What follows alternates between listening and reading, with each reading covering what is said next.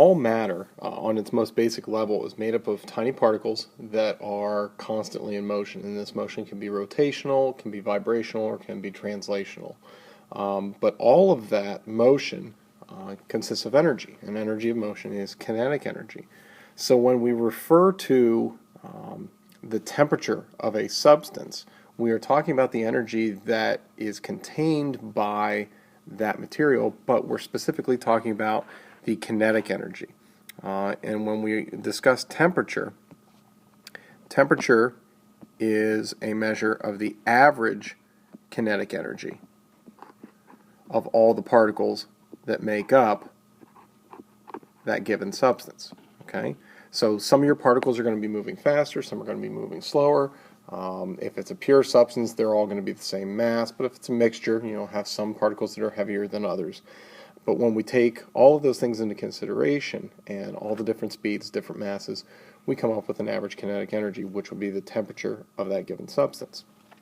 Now, when we are describing a system in nature, when we talk about the system, we're talking about generally that part of the universe that we are studying.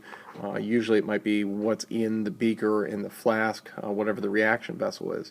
So in our diagram here, what's inside the beaker would be considered our system. And so all the particles that make up that system are going to be moving about with different velocities and thus have different kinetic energies. But on average, whatever that average kinetic energy would be, would constitute the temperature of the system. All right? Whatever is outside of the system is considered the surroundings. So everything else around this beaker containing our material is considered the surroundings. That would include the tabletop or the surface that the container is sitting on. It would consist of the air around it. So all of these represent the surroundings. And so all the atoms and molecules that make up those surroundings, from the tabletop to the air around the system, are going to have their own unique kinetic energies and thus also are going to have their own temperature. And so when there is a discrepancy in temperature, when there's a difference in temperature, you're going to have a transfer of heat energy from an area of high temperature to an area of low temperature. Okay, so say that you have a glass of cold water. Okay, that's what our system would be.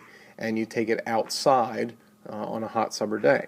Well, if it's outside, that means that the surroundings are going to be warmer than the cold water inside the glass, so heat is going to transfer to the system and thus warm up, speed up the molecules in the glass of water, increase the kinetic energy, and thus the ice water raises in temperature, or the cool water raises in temperature. Suppose now that we have a cup of coffee or a cup of hot tea. Now the system is going to be at a higher temperature than the surroundings. And so the energy is going to flow from the warmer system out to the cooler surroundings. So this flow of energy is totally driven by the differences in temperature, and it always goes along the gradient, high temperature to low temperature. We can measure energy with several different units. One of the earliest units was the energy calorie, and it's important to note the difference between an energy calorie and a dietary calorie. Dietary calories are the ones that we find on our food labels. They are designated with the capital letter C, calories. Energy calories are lowercase c, calories. Now a calorie, energy calorie, is a very, very small amount of energy. It is the amount of energy that would be equivalent to what would be needed to raise the temperature of 1 gram, about 1/500th of a pound of water, by 1 degree Celsius. So very, very small amount of energy. A dietary calorie, by comparison, is actually a kilocalorie, 1,000 energy calories. Why the difference? Well, if you think about it from an advertising perspective, a lot of times consumers focus on numbers. We look at the units, we might think about them, but the number is psychologically what more people are going to focus in on. So if you are going to express your energy in terms of dietary calories versus energy calories, backgrounds to the office, please.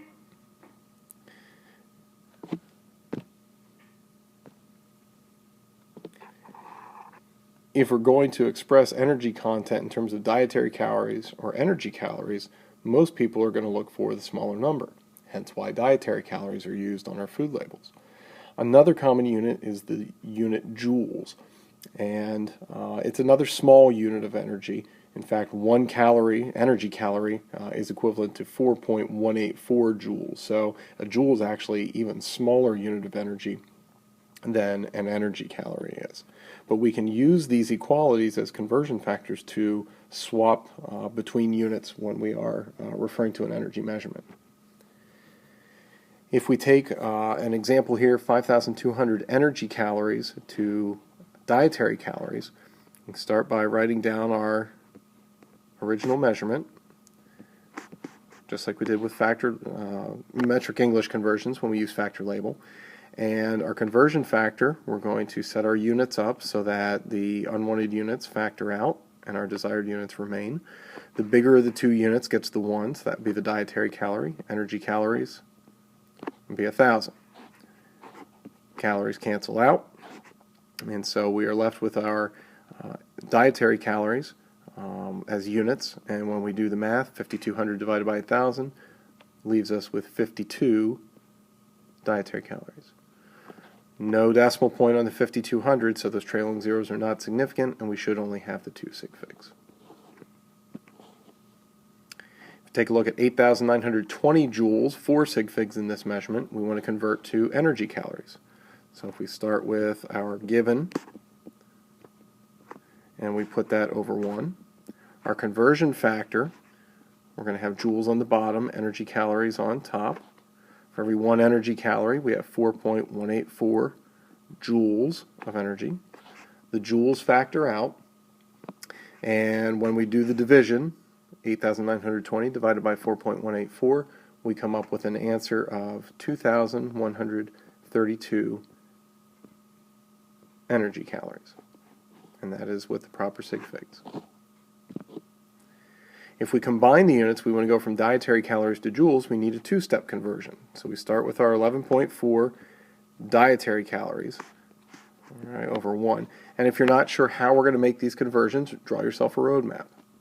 Dietary calories to energy calories to joules. So we need a conversion factor for each of those trips. From dietary calories to energy calories, we're going to have 1,000 energy calories over 1 dietary calorie. Dietary calories cancel. Now we need to get from calories to joules, so the energy calories will go on the bottom, the joules on top.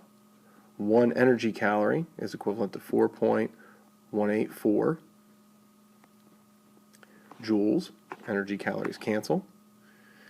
And so if we do the math on this one, okay, we should end up with, we have 3 sig figs based on the original measurement, we should end up with an answer of 47,700 joules.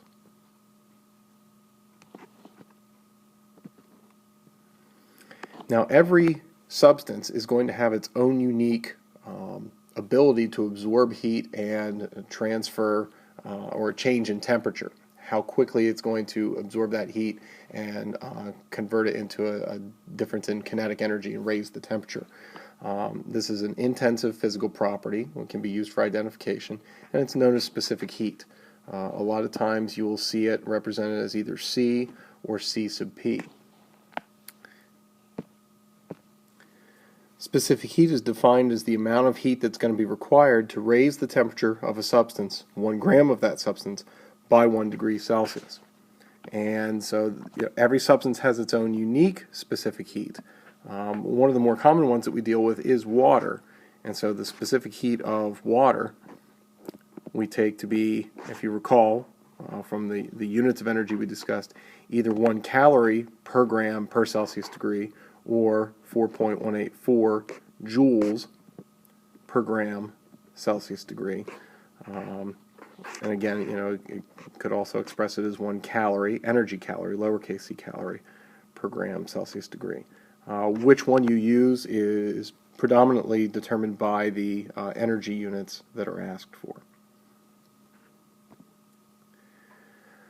So when we consider all the different things that can impact heat and the quantity of heat, the more we think about heat and the amount of mass, the amount of molecules that are there. The more particles that are there, the more heat that's going to be required to maintain a constant change in temperature. So heat and mass are going to be directly proportional. Same thing with change in temperature. You want a bigger change in temperature, you're going to need more heat. And so if we express this relationship, we have Q is directly proportional to mass times the change in temperature. And that's fine to establish a relationship, but if we actually want to calculate the amount of heat or the mass or the change in temperature, we need an equality. We need an algebraic equation that we can work. So whenever you have proportional variables, being that they are proportional, they are related by a constant. And the constant that we use is that specific heat value. So when we go from this proportionality to an algebraic expression, we have heat, Q, is equal to the product of the mass times the change in temperature, no different than the proportionality statement that we have, but now we have that specific heat term in there as the constant. And so using this equation, if we know the majority of the variables except for one, then we can calculate that missing variable. So if we take the example, how much heat is required to raise the temperature of 355 grams of water from 5 degrees Celsius to 100 degrees Celsius, we start with Q is equal to M times delta T times C sub P. That's our original equation. The question is how much heat. So Q is what we're going to be solving for. Alright, we're given 355 grams, that's our mass. We're given two different temperatures, so the difference between them, 95 degrees Celsius, that's going to be our delta T. We're dealing with water, so we know that the specific heat of water is going to be 4.184 joules per gram Celsius degree, or calories per gram Celsius degree. Usually we're going to work in joules. So if we plug in our values, we get 355 grams times delta T was 95 degrees Celsius times 4.184 joules per gram Celsius degree. The grams will factor out, the Celsius degrees will factor out, leaving us with units of joules, which is good because we're talking about Q, which is heat. And when we multiply these out, the delta T is going to be our limiting factor in terms of significant figures. And so our raw answer is 141,105.4, but when we convert that or round it off properly for sig figs, we should come up with 140,000 joules. So no matter what the substance is, you're going to use the same equation. The specific heat will change, but for a given substance, that C sub P will be constant. If we talk about something other than water, then C sub P is going to be a different number. If we're talking about water, no matter what kind of problem we're given, if water is the substance, C sub P would be that 4.184 joules per gram Celsius degree.